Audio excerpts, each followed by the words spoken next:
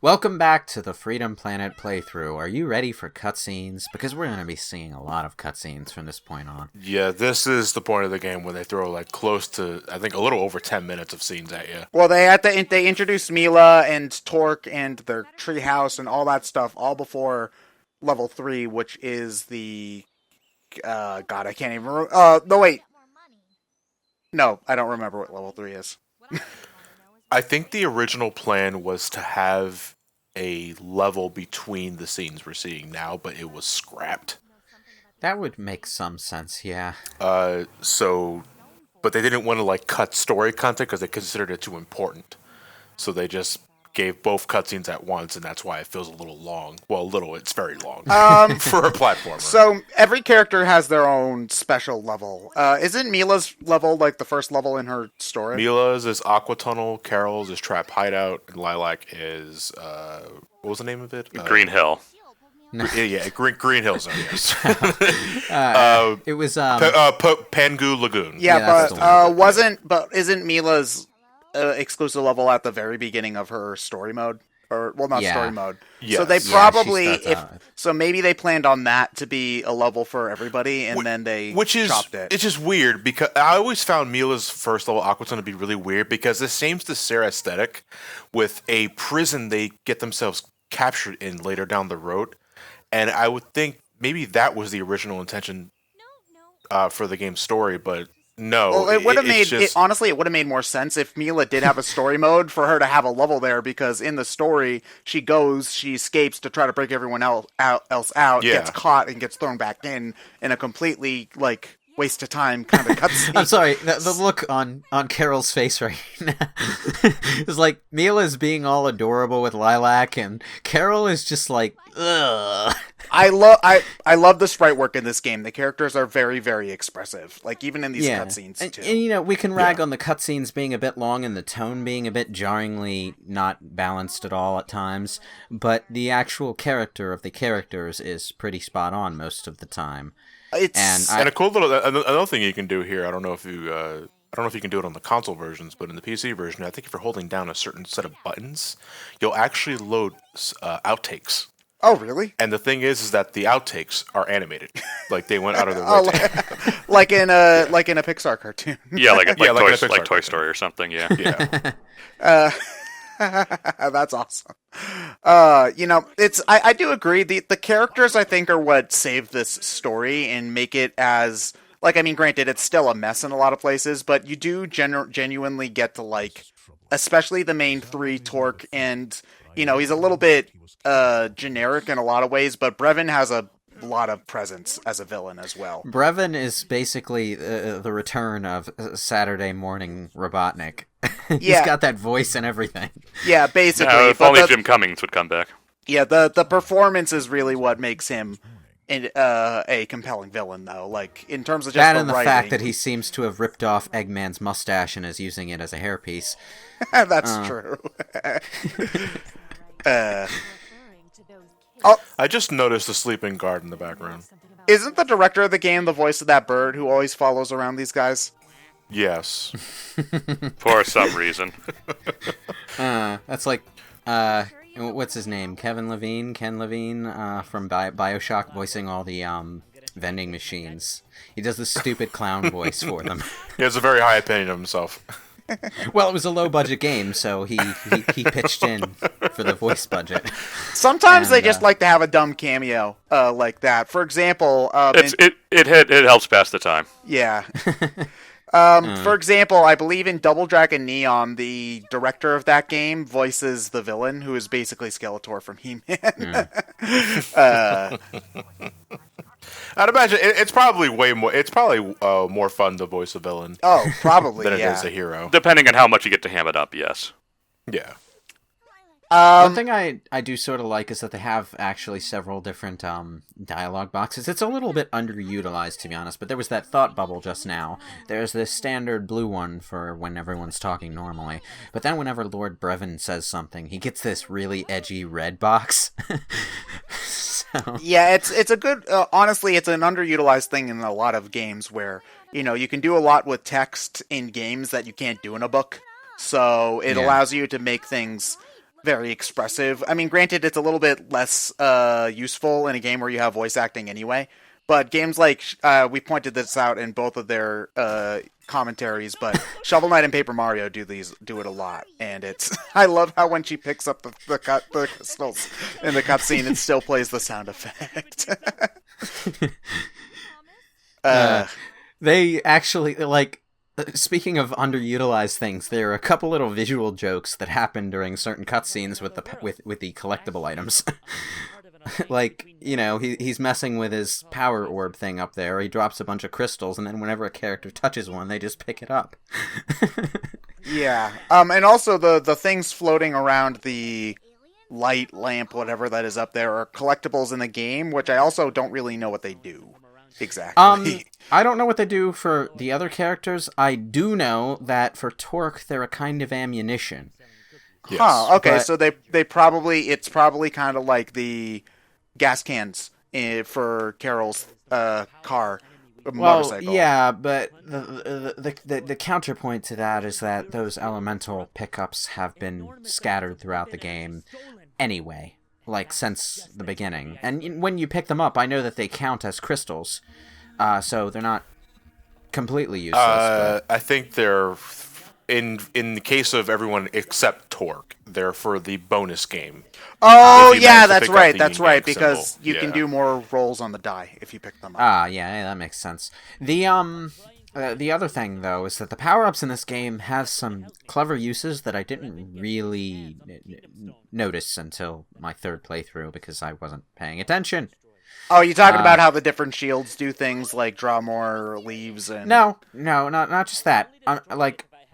Okay, the crystals are basically rings, right? You get 200, you get an extra life. When you pick each crystal up, though, it also adds to your power meter so that your recharge rate is shortened a little bit. So there is a secondary use to picking up the crystals.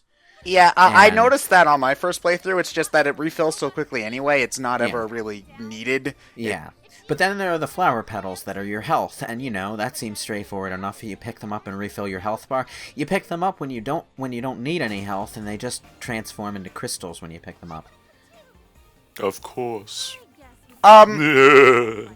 Does Torque have his own level as well if you play him in beta, or does he just use other characters? No. Okay, so does he only have 7 levels then? Or do they just reuse one of the other characters' levels? I don't know. I've never actually beaten the game as Torque, to be honest. Neither have I. I've only gotten a sampling of he's- Torque and a PAX. Okay. He's very unusual compared to the He's other Gunstar characters. Heroes. Yeah, He is basically. Gunstar Heroes to a T. Yeah, basically that. Yeah. So he can only, like, shoot and jump a little bit then? I'm guessing he's not fast. Well, no, he's pretty much his main weapon's the gun. He's just as mobile as Carol and Lilac, but his main gameplay is guns, and what you're doing essentially is that you're combining ammunition to make different effects. Huh, okay. Whew. You're right, his eyebrows are Eggman's mustache. Oh my god. I like to call attention that the name of this song in the soundtrack is Brev in Yo Hizzle. And never should a song ever be called something like that. I'm sorry. I love you guys, but come on. You've read the titles for Jake Kaufman soundtracks. He does that shit all the time, man. I never heard of Shovel Knight in Yo Hizzle, On the though. subject of it being Eggman's mustache, though, it's not actually Eggman's mustache. It is like literally the mustache ripped off the face of Saturday Morning Robotnik. It's the same exact shape, color, and length. It's very bizarre to look at.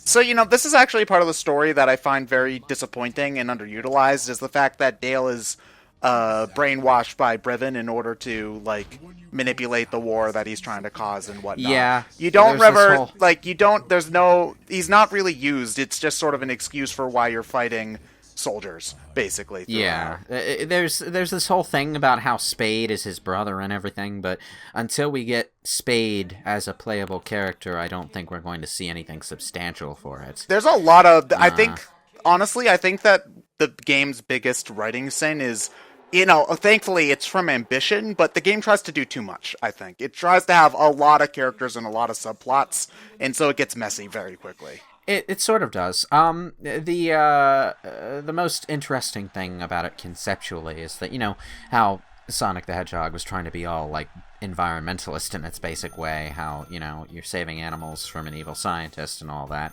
This game tries to do something similar in the sense that it's playing with modern-day energy crisis struggles. We've got this villain who's manipulating a bunch of countries into a war over a power source, and there's an energy crisis that's prompting them to fight over energy in the first place, in the sense that the Kingdom Stone, the thing that they've been relying on since forever ago, oil, is drying up. You gotta get that cough checked out. Yeah, I really should. You know what? I actually didn't draw the real world parallel there, so congrats. Sorry, I take back everything I did. The story's amazing. Yeah, you gotta look between the lines, gentlemen. Yeah. Well, it's a read a book. It's a parallel. It's not in your face about it, but it's too blatant once you see it to really say it must have been an accident. So, I appreciate that kind of thing. I kind of wish it had been balanced better. Well, people can end up putting these sorts of things into their works without even realizing it, because J.R. Tolkien, or whatever, Tolkien, whatever, has said many times that The Lord of the Rings was not influenced by World War II, but if you've read it, it clearly is. Well, I think people... World War I, but yeah. Oh, I think people expected it to be, because he actually was, in the military during that time. Yeah. So, people... I don't really see much specific World War I stuff in The Lord of the Rings, but maybe people have written like essays essays and stuff on it. It's very muddied because it's done there unintentionally, because he wasn't planning on putting it there. It just kind of happens. If you squint hard enough at a story, you can read any amount of cleverness into it. See my little blog essays on Harry Potter. I'm pretty sure that's Don't squint too hard though, otherwise you start seeing shit that's clearly not there. The drapes are blue to signify their. I've been over this before, but depending on how well you quote your sources and how big your bibliography is that you can argue stuff that you can make the author even wrong. So, yeah. You know what's interesting about this cutscene in particular? I don't think that there's a level that these assets belong to. It's just here for some reason. It's a location. Yeah, just a regular backdrop as far as I know. Yeah, like was it meant to be a level at some point? It's fairly pretty. Maybe the canceled level that they scrapped. I don't know. Maybe. I just like to point out that we are close to 13 minutes in and we have not played anything at all. Yeah, the cutscenes do tend to drag a little bit. I'm sorry. I like how the plane just barrels through a bunch of crystal crates and then straight through an enemy. And we just landed in the new level on the windswept funnel. Oh, okay, so here's something that actually, a nitpick that bothers me. The three kingdoms are Shengmu, Shengtu, and Shengguang. They sound too similar is the problem, so... Well, I think that's part of it is that, like, one of the words in all three kingdoms, and this would be plot important, they're based... The root word is dragon, I think. And the three kingdoms were made to honor the dragon, so, yeah. Yeah, I mean... Granted, there's a reason, but at the same time, I can never remember which country is which and who belongs to which. The three major kingdoms is Dragon, Durgan, and Duragon. Yeah. So, maybe, there are other languages they could have done, like, if they wanted, like, this is clearly more Chinese, this country in particular is clearly more Chinese inspired than, like, the entire area is, like, based off of different parts of Asia. Like, maybe use a Chinese root word, a Korean root word, and a Japanese root word or something. I don't know. Just a little bit more variety to make it easier to tell which one's which, I would appreciate. Yeah. It's kind of a less fleshed out Avatar: The Last Airbender situation. Oh, okay. So this is one of the better levels in the game, I think, personally. And, I'm not using the Avatar comparison lightly. I'm pretty sure that at least one of the kingdoms was directly inspired by Ba Sing Se. So I thought that, like... There is no war at Ba Sing Se. I might be thinking of Ruby now that I think about it. I might have crossed my wires there. Not sure. Huh, it's hard to tell. Yeah, I'm pretty sure that was Ruby. Never mind, that was a useless bit of trivia that doesn't belong in this commentary. This is the most Sonic feeling of all the levels, I think. Yeah, it kind of is. In terms of just plain old structure, it's a level that allows for quite a bit of speed and platforming. Whereas after this point, I think a lot of the levels tend to be more medium paced, and this was especially noticeable to me since I was playing Sonic Mania right before recording this. But the speed emphasis is not nearly as big a thing in the level design here as it is in Mania.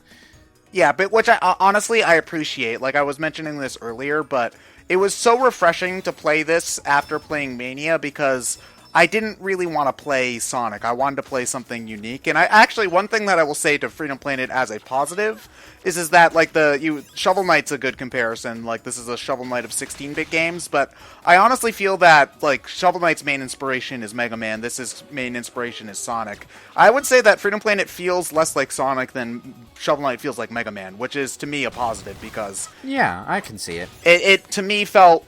This felt, after Mania kind of left me a little bit, this was very, very nice to go and play, because it was just, it was similar, but it had that, my big issue with Sonic Mania was that it wasn't different enough, and so this is plenty different. Yeah, so, I mean, I'll still hold that certain aspects of Mania are more polished. I like the level design in Mania more, just in general.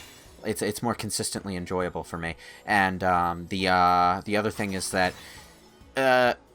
we're getting into the naughty P word, physics. Freedom Planet's physics are nice. Oh, I thought it was pussy. No. Freedom Planet's physics are not all the way there. Yeah, well, you know what? You are right. At the same time, it doesn't bother me too much because it's not trying to be Sonic, but you are indeed right where you can roll down a hill and you go really, really slowly. And things like that, and it's a little weird. One of the things that always gets me is how easily it is to just walk up a hill in this game, even when it's almost vertical. Sonic 4, to me, one of the biggest, one of the biggest hurdles for me personally, particularly my first playthrough, was that you clearly get that it's inspired by Sonic and controls very much like Sonic in a lot of areas, but there's still things that feel particularly jank when it comes to going up slopes, or in my case, when a spring sends you careening towards a upward slope or a hill, and it doesn't feel right. Yeah, like you're fighting against the spring and the slope to even get somewhere. Yeah. It's not really a problem with Carol because she can roll into a ball, but with Lilac, it's like I don't want to move. You move. yeah. That's a good summary. The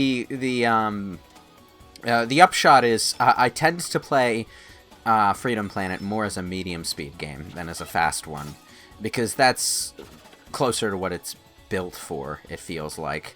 Whereas in Sonic Mania, whether I was supersonic or not, a lot of the time in that game I was rolling all over the place and blazing a trail through the level at Mach 5, and that's just how that game is designed, and it's really fun for it. It's actually something interesting is I find that because this game does tend to be medium-paced as opposed to fast-paced, the platforming tends to have more of that flow to it. There's no, like, okay, this is a fast section, stop, this is a platforming section, stop, now you're going fast again. You generally can keep on moving throughout the entire game, just not as quickly all the time. Part of that is less level design and more the lack of touch damage. Oh, yes, that was weird, but I like it. I like it, but at the same time, speaking of physics, it was weird. I like it, but at the same time, as some parts of later levels, in particular, Final Dreadnought, especially, where enemies with projectile weapons flood an area, it kind of defeats the purpose of removing touch damage at times. It's just weird is the thing, because like you're used to, especially in boss fights, staying away from a boss until you're ready to attack them. Whereas in Freedom Planet, you can be aggressive, like not always too aggressive because some of the boss patterns are ridiculous. But you can be aggressive and actually do damage while they're walking around. You don't have to like stay away because touching someone. Oh no, I'm gonna get touched and die. Yeah, you're gonna physical contact's gonna make you fly 50 feet to the left. I'm an awkward teen. Physical contact is weird. It's a two-way street because I feel at some points this game expects you to know the concept and meaning and positive things about invincibility frames, which to me should always not be designed around. You know, invincibility frames are to me something you can exploit, not part of the game's design. Because I agree, there are a couple of bosses in this game that have such obnoxious patterns that the only way to feasibly get through them is to use the invincibility period you're given with some special attacks. Lilac in particular with the Dragon Dash. Yeah, because when you Dragon Dash, you don't take any damage. So yeah, you're completely invincible. Yeah, I find myself inevitably relying on the Dragon Dash more and more as I get further in the game, because some enemies just really have some ridiculous... It's too obnoxious to avoid their attacks the intended way, whatever that may be. You see, it's one of those things that's funny about Carol, is that Carol can do more damage to bosses, but she doesn't really have anything that gives you that safety net like the Dragon Dash or Cyclone. No, you can get hit out of the Cyclone, but nothing that gives you that safety net that the Dragon Dash does. I believe if you stop, you do a disco dance. Yeah, your idle animation in this area is which I believe is an achievement. Yes, it is. I didn't know that. Yeah. That's... I mean, there's a lot of things you can do, like, just for the fuck of it all. You can disco dance here, you can head into the wrong restroom and you get kicked out. I didn't even know you could go in the restrooms. Yeah, you can go into if you head into a men's room, you get kicked out immediately. You can sit into a bench. Is it just this level or throughout the entire game? Just this level in particular, because that's where... This might be the first pop culture joke I've heard of that involves a girl getting kicked out of the men's restroom. Usually it's the other way around, because har perverted men. Actually, it happens in Mario Golf, too. In Mario Golf World Tour, if you go into the wrong dressing room, everybody stares at you, no matter what gender you are. Not that Waluigi seems to mind. Oh, yeah.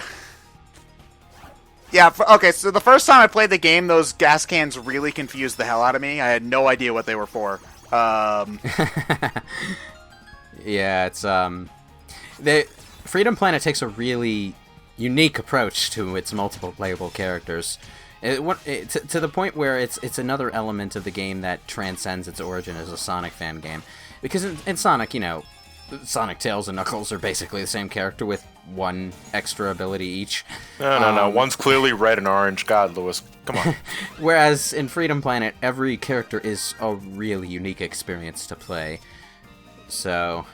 yeah, I appreciate that a lot. It's almost... honestly, it's kind of what I would like a Sonic game to really... because Sonic has so many characters. I really wish that they would have the same characters play in... a style, like in the same levels, even if they have slightly different play styles, you know? Like, it's basically, if they had put this in 3D, this would be the Sonic Adventure sequel that I would really want in terms of how the characters work. Well, a lot of it in this game's case has to do with the elements that they took from games that aren't Sonic, because a lot of the differences between characters wouldn't matter if all of the enemies died in one hit, or... yeah. You know, yeah, I was gonna say that's a benefit here because combat's more of a thing. I don't know how that would fare in a Sonic game where we've seen what happens when they try to get too combat heavy and it doesn't work as well. It's been a long time since the last games to really do that were 06, Shadow, and Heroes. I think it's been enough time that they could try it again, maybe. Well, then again, Forces.